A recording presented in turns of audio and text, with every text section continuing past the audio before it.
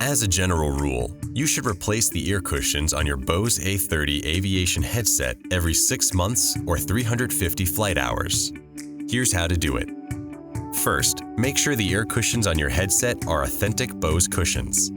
Using third-party cushions or non-Bose replacement parts can contribute to poor audio and noise cancellation performance. You can order replacement cushions at our website or by contacting us directly. Okay, grip the ear cushion skirt where it folds into the slot on the ear cup. Then gently pull it up and away from the ear cup. Keep pulling until the entire ear cushion comes off. Now, take the replacement cushion and properly position it against the ear cup. Tuck an edge of the ear cushion skirt into the slot on the cushion flange. Be careful not to fold the skirt over. Then, while holding the ear cushion steady against the ear cup with one hand, just work your way around, tucking as you go.